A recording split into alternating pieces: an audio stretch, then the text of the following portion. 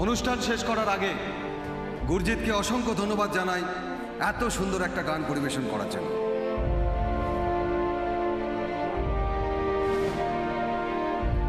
Vande Mataram,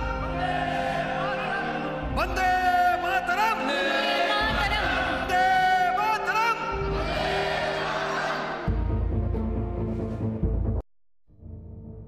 35B Haridaspalli road. Okay okay okay, thank you so much. শুনুন, ছেলের জন্য যদি কিছু দরকার লাগে প্লিজ প্লিজ আমাকে বলবেন।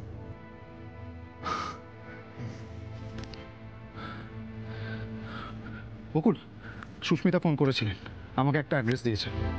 কিসের অ্যাড্রেস?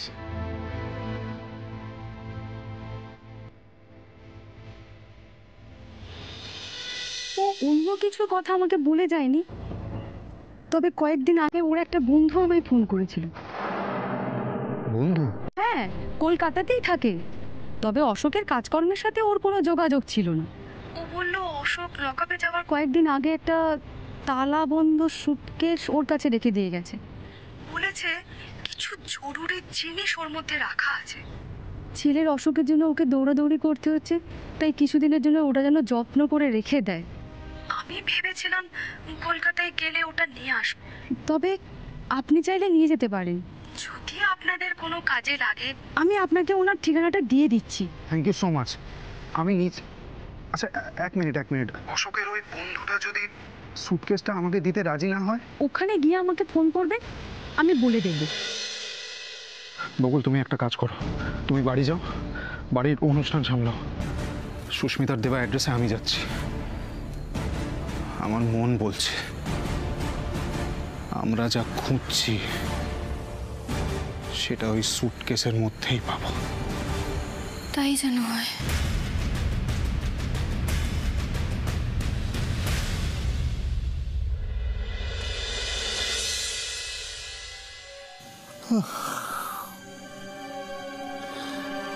এসা, আমাদের বাড়িতে যে কি শুরু হয়েছে আমি বুঝতে পারছি না। কেন বাবা? কেন মানে? যে বকুলের বাবাকে নিয়ে আমাদের বাড়িতে এত অশান্তি, এত কমপ্লিকেশন, সেই তার অনারে আমাদের বাড়িতে স্পেশাল অনুষ্ঠান কেন? এর মানেটা কি? আমি তো কিছু বুঝতে পারছি না। বাবা ছাড়ো না, এতে তো কারো কোনো ক্ষতি হচ্ছে না। আর উনি সত্যি একজন শ্রদ্ধেয় মানুষ ছিলেন, এই জন্যই তো জেঠুমনি ঠিক করেছে যে ওনাকে সম্মান জানাবে। এতে তো কোনো অসুবিধে নেই, বলো? অসুবিধে আছে রে মা।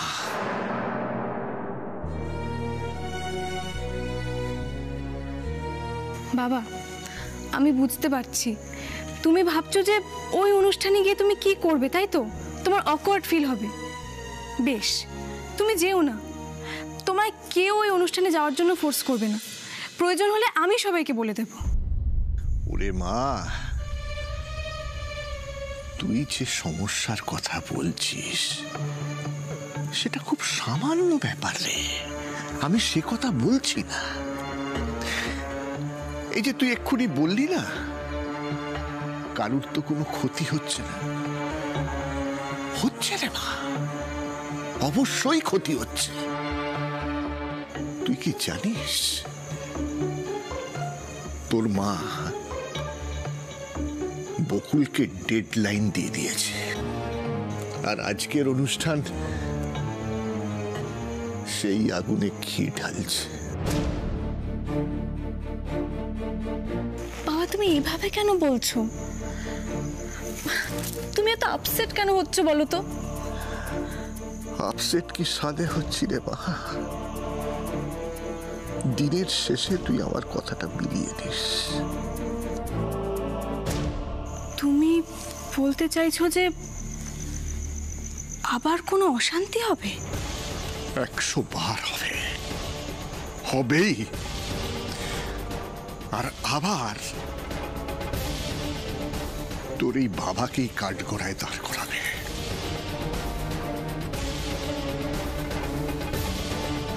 শোন মা, অনেক কিছু এর মধ্যে ঘটে গেছে, সব কথা তো তোকে আমি বলিনি। তুই জানিস তোর মা আজকাল আমার সঙ্গে কিরকম ব্যবহার করে? ভাবতে পারবি না এসা। মা মা কি করেছে? কি করেনি সেটা বল মা। তোর মা আমাকে থ্রেট দিয়েছে। থ্রেট? হ্যাঁ, থ্রেট। আপনি কি কনস্টেবল বকুল রায়? আপনি না, নয় তুমি। আমি কনস্টেবল বকুল রায়। আচ্ছা, আমি একটা চিঠি পেলাম যে আমাকে গৃহবন্দী করা হবে।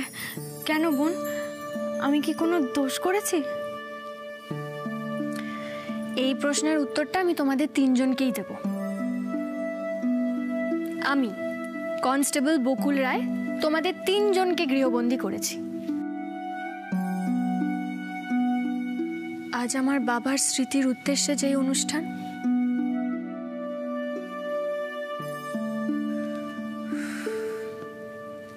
সেই অনুষ্ঠানকে স্মরণীয় করে রাখবো বলে।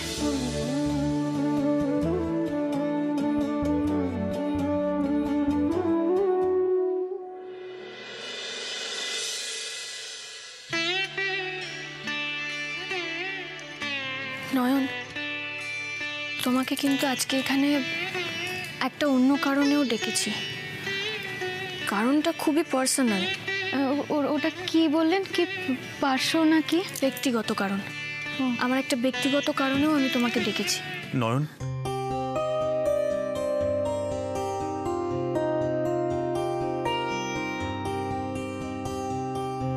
আপনি আপনি এখানে? ইনি কে নয়ন? উনি আসলে... থাক, বলতে হবে না। পরিচয় দিতেই যখন এত অস্বস্তি বোধ হচ্ছে, তখন স্পষ্ট বোঝা যাচ্ছে তোমাদের মধ্যে সম্পর্কটা কি।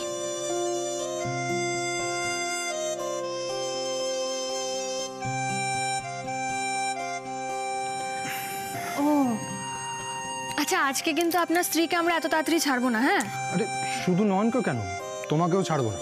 হাই, আমি ঋষি, বকুলের হাজবেন্ড। আমি জিতু, নয়নের হাজবেন্ড, তাই তো? এসো এসো, মেয়েদেরকে একটু আলাদা ছেড়ে দিই আমরা। প্লিজ কাম কাম। আমি এখানে সেটা আপনি কি করে জানলেন?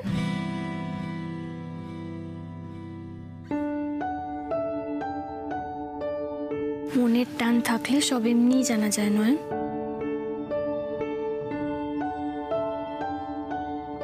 এসো, যে কথাটা বলছিলাম, এই যে অনাথ আশ্রমের বাচ্চারা, ওদের ওপর দিয়ে কিছুদিন আগেই তো তুমি জানো কত বড় একটা বিপদ গেছে। তুমি তোমার ওই অদ্ভুত শক্তি দিয়ে বলো না আমাকে একটু, যে ওদের আর কোনো বিপদ আসতে চলেছে কিনা।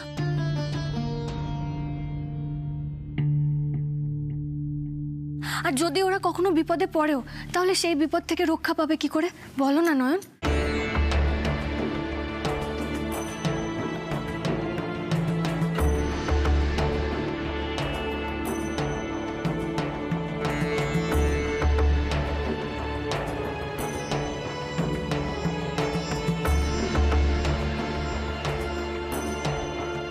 আচ্ছা বকুল, এটাও কিভাবে বলবে ভবিষ্যতের কথা বলা সম্ভব?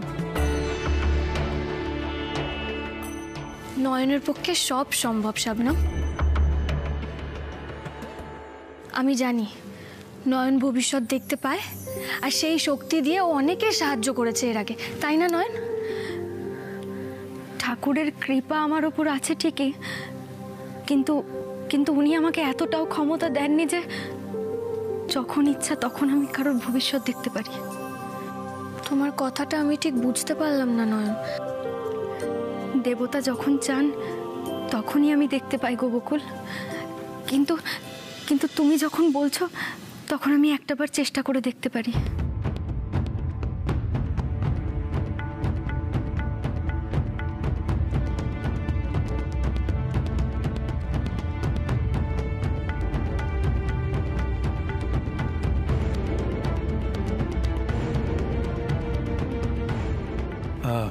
ঋষি, বলছিলাম যে আমরা কি অন্য কোথাও গিয়ে বসতে পারি?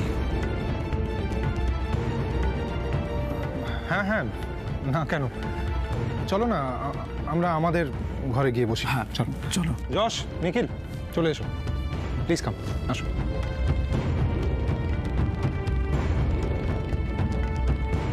কি হচ্ছে? নয়ন, ঠিক আছে তুমি? হ্যাঁ, শরীর খারাপ লাগছে তোমার?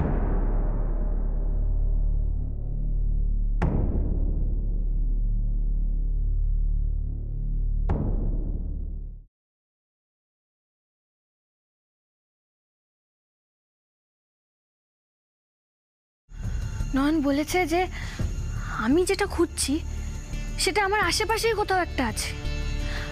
আমি খুব শিগগিরই সেটা খুঁজে পাবো। আর আমারও মন বলছে ওই অশোকের সুটকেসের মধ্যে কিছু না কিছু তো পাওয়া যাবেই যাবে। হতে পারে, আমার মন যখন বলছে তখন হতেই পারে। কিন্তু কি বলতো, এই এক একটা পেন ড্রাইভের মধ্যে এক গাদা করে ফাইল রয়েছে। এতগুলো ফাইলের মধ্যে আমাদের কাজের ভিডিও কোনটা কে জানে। না বকুল, এতগুলো ফাইল খুঁজতে তো অনেক সময় লেগে যাবে। তা তো লাগবেই, আমাদের কাছে আর কোনো অপশনও নেই এটা ছাড়া। ওদিকে কাকিমণি ওয়েট করে আছে প্রমাণের জন্যে।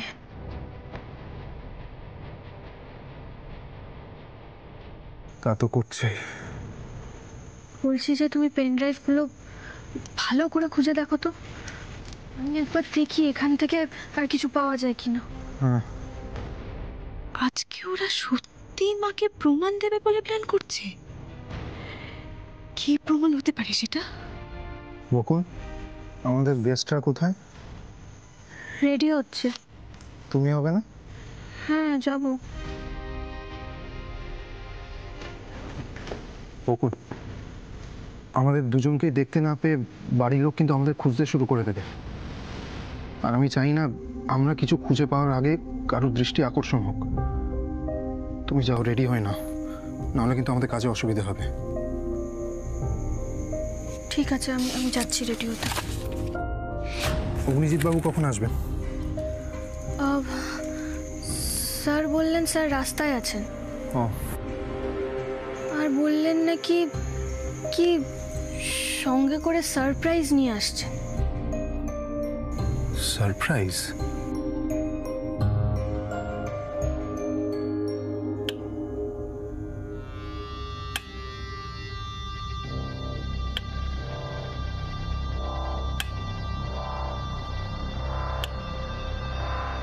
ওরা আমার কাফলিংটা খুঁজে পেল, দুটোই পেল, অথচ নিজেরা না এসে রাগিনীর হাতে পাঠালো।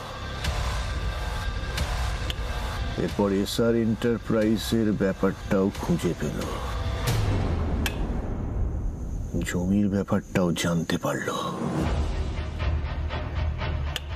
ইনফ্যাক্ট সব কিছু জেনে গেল, অথচ আমাকে এসে একবারও চার্জ করলো না। আশ্চর্য। ভিডিওটা নিয়ে পড়ল, একমাত্র এই ব্যাপারটাতেই আমি সেফ। ওরা চাইছেটা কি? কি চাইছে, কি চাইছে, কি চাইছে, কি চাইছে, কি চাইছে, কি চাইছে, কি চাইছে? বাবা! ঈশা, হেই, কি হয়েছে? বাবা! হাঁপাচ্ছিস কেন মা? কি হয়েছে? ভিডিও বাবা, ভিডিও। ভিডিও? কোন ভিডিও? আমি জানি না কোন ভিডিও, আমি কিচ্ছু জানি না, কিন্তু এতটুকু জানি যে ছোট বৌদিরা একটা ভিডিও খোঁজার চেষ্টা করছে। আই মিন খুঁজছে। এখন কোথায়? অশোকের দেওয়া একটা সুটকেসের মধ্যে খুঁজছে।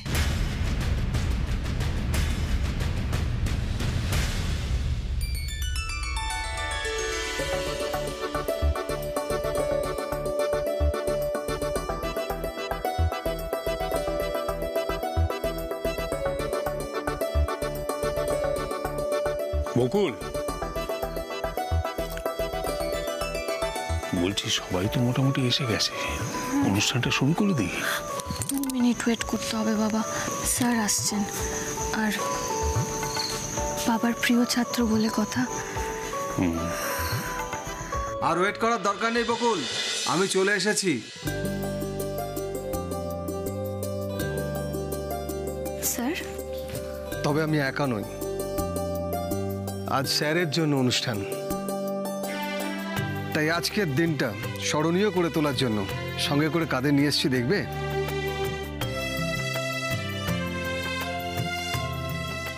এসো তোমরা।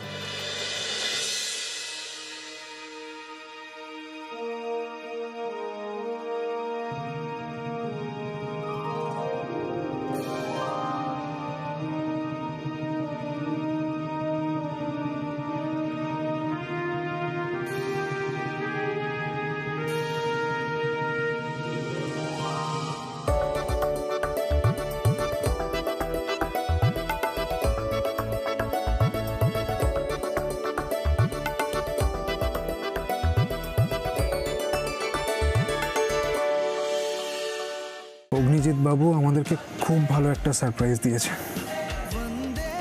ইয়েস! কি হলো? ক্র্যাক করে ফেলেছি পাসওয়ার্ড। ওকে, এবার দেখি ভেতরে কি আছে।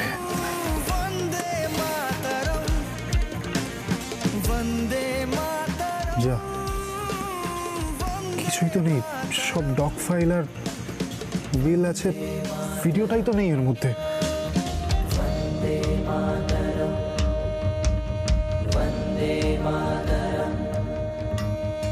দাঁড়াও ছোট বৌদি, যেও না, বসো। এসা, মা, হাত ছাড়ো ওর, কথা আছে আমার সঙ্গে।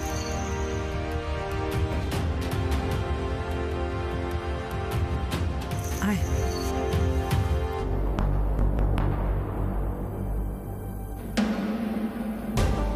এই কি ভাবছিস? আরে এত ভাবিস না, বাপ বেটিতে মিলে সব চাপ সামলে নেব, তাই তো?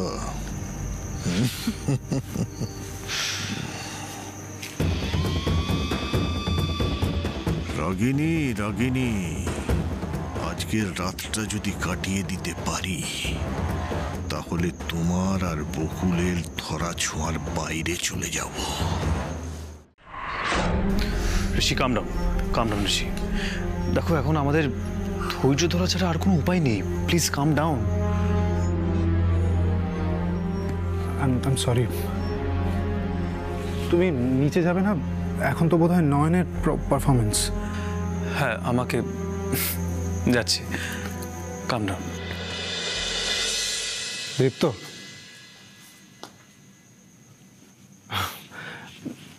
তোমার কাছ থেকে একটা কথা জানতে ইচ্ছে করছে। বলো না। তোমার আমাকে আর বকুলকে কেমন লেগেছে? আই মিন অ্যাজ আ কাপল। সত্যি বলবো? একদম পারফেক্ট, খুব ভালো। তোমাদের ভালোবাসা না ফিল করা যায়। অথচ এটা ফিল করতে না আমি অনেক সময় লাগিয়ে ফেলেছিলাম। বিদেশ থেকে পড়াশোনা করে এসেছিলাম তো, ওভার স্মার্ট, নাকুচু, এই ধরনের বদগুণ ছিল আমার মধ্যে। সেখানে বকুল মফস্বলের সহজ সরল মেয়ে। আমার আর ওর মধ্যে কোনো মিলই ছিল না। মানে স্ট্যাটাস বলো, স্টাইল অফ লিভিং, টেস্ট, কোনো মিল ছিল না। বউ হিসেবে মানতেই পারিনি ওকে, অনেক মিসবিহেভ করেছিলাম। কিন্তু বকুল, আই মাস্ট সে, মানে বারবার আমাকে অবাক করেছে। উফ, কি ধৈর্য! আনস্মার্ট, গাইয়া মেয়ে বলে যাকে দূরে সরিয়ে রেখেছিলাম, তার মধ্যে যে একটা সোনার খনি থাকতে পারে নিপাট সহজ সরল মন থাকতে পারে আমি ভাবতেই পারিনি। ব্যাস সেটারই প্রেমে পড়ে গেলাম। তখন রিয়েলাইজ করলাম ভালোবাসাটাই সব। Style of living, status, test এগুলো ম্যাটারই করে না।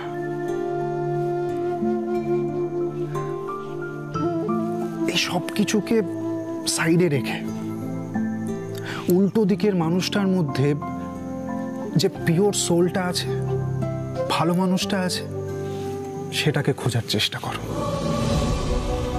দেখবে তুমি নিজে খুব ভালো থাকবে।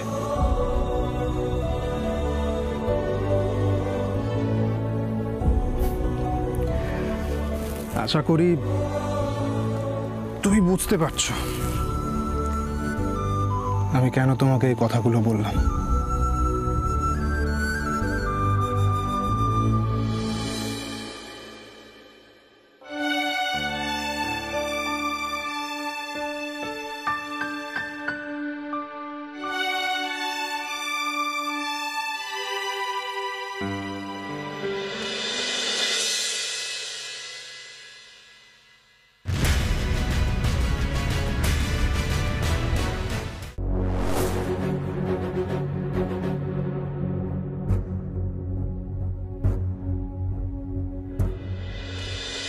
যা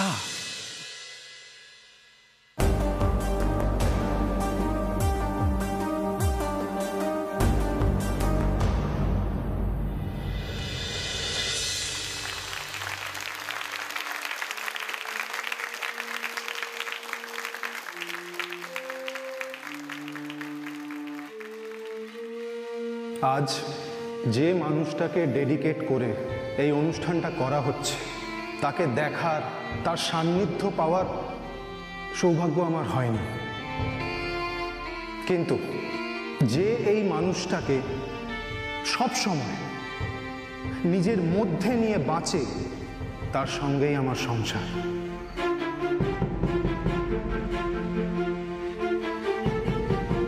আমি দেখেছি বকুলকে, ও কিভাবে ওর বাবার আদর্শ, সততা ও দেশভক্তিকে নিজের মধ্যে বাঁচিয়ে রেখেছে, দেখেছি আমি।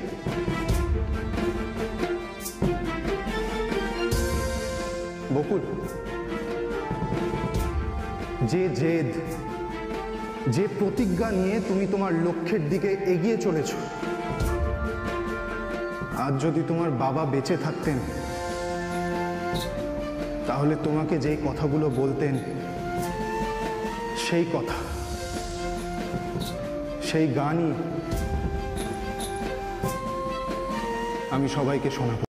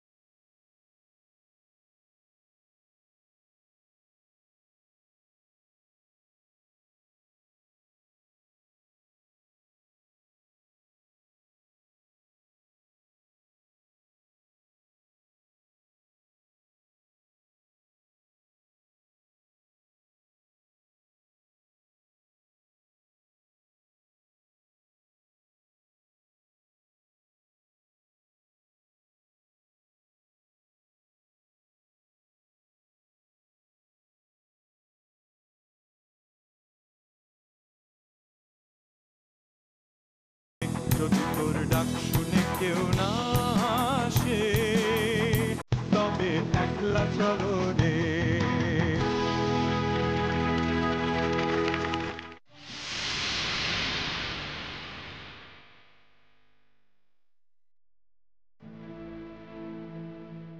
মুকুল, আজকের দিনটা তো শেষ, মানে প্রায় শেষ। তোর কি আমায় কিছু দেওয়ার আছে?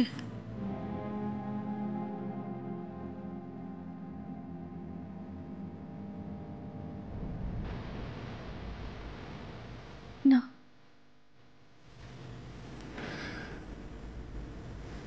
আমার তোমাকে কিছু দেওয়ার নেই কাকিমুনি।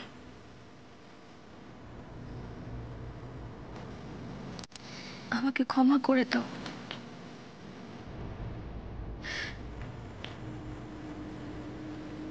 আমি তোমাকে দেওয়া কথা, আমার বাবাকে দেওয়া কথাও রাখতে পারিনি।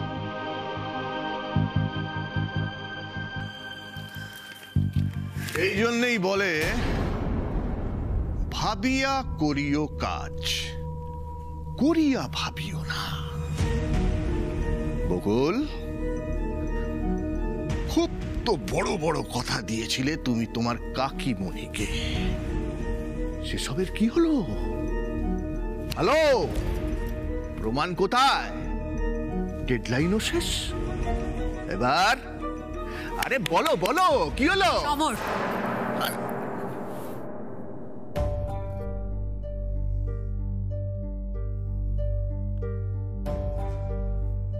তুই আমাকে একটা কথা দিয়েছিলি,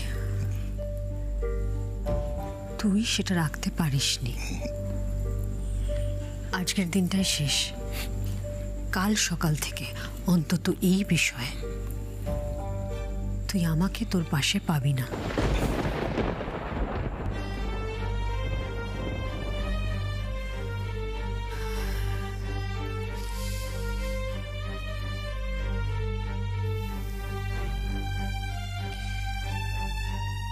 আজকের দিনটা শেষ হতে এখনো একটু সময় বাকি আছে বকুল।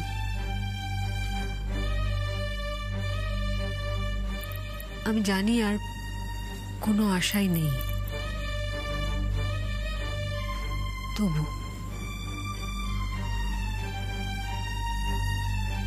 তবু আমি অপেক্ষা করব।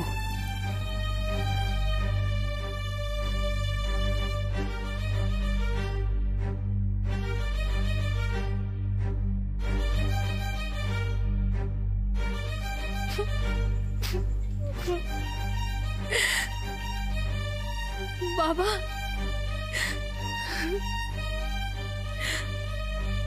বাবা আমি হেরে গেছি। বাবা আমি হেরে গেছি। তোর কাছে প্রতিজ্ঞা করেও রাখতে পারলাম না বাবা। আমি হেরে গেছি। তুমি প্লিজ ক্ষমা করে দাও। তোমার এই অপদার্থ সন্তানটাকে তুমি ক্ষমা করে দাও বাবা। আমি হেরে গেছি।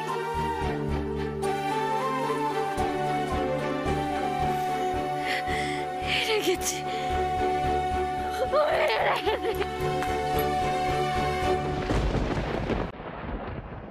আরে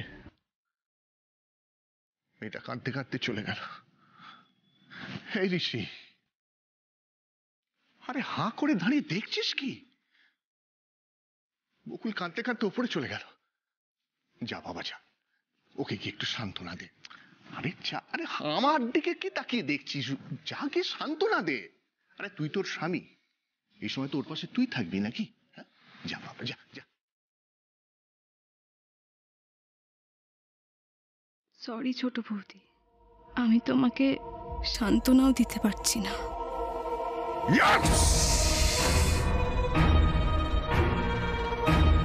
মাই ডিয়ার ডটার, আজ তোর বাবা মুক্ত। মুক্ত তোর বাবা। আজ তোর বাবার জীবনের সব থেকে খুশির দিন। থ্যাংক ইউ রে মা, থ্যাংক ইউ ভেরি মাচ। কারণ আমার বিপদের সময় একমাত্র তুই আমার পাশে ছিলিস, আর কেউ ছিল না।